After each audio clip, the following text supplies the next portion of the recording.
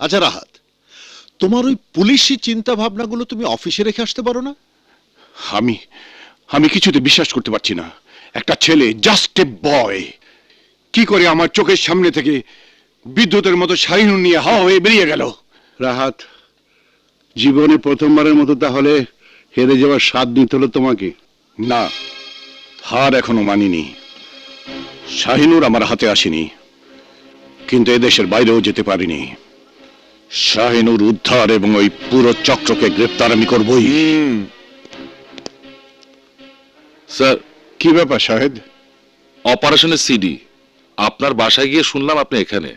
এটা অন্য কারো হাতে দিতে চাইনি, তাই। That's good, thank you. আসি স্যার, সালাম আলাইকুম। সালাম আলাইকুম।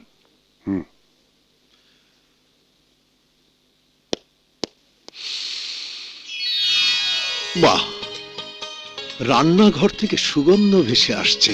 দুই ভাবি মিলে রান্না, আজ আমার ডাবল খাবার।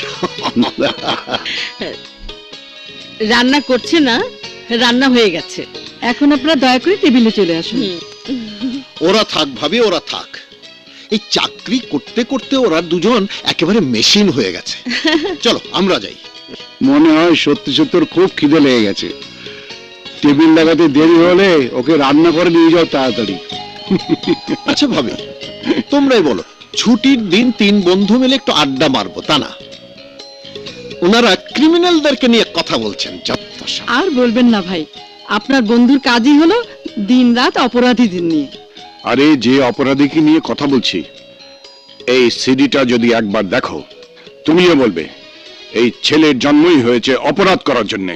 না না ভাই, অমন কথা বলবেন না। কোন ছেলে অপরাধী হয়ে জন্মায় না। কেয়া, থামো। আমাকে বলতে দাও। আমি মা, আমি জানি মায়ের কোলে কোনো সন্তান অপরাধী হতে পারে না। মায়ের বুক থেকে ছিনিয়ে নিয়ে এই সমাজের কোনো কলঙ্ক তাকে অপরাধী বানায়। ইয়েস, সারা জগতের আন্ডারওয়ার্ল্ডের যত গ্যাং আর যত ডন আছে, তারা সবাই যে শাহিনুরের খোঁজে পাগল, তা হলো এই। সবাই যে শাহিনুর পেতে চায়, সেই শাহিনুর এখানে রাখা কি সেফ হবে?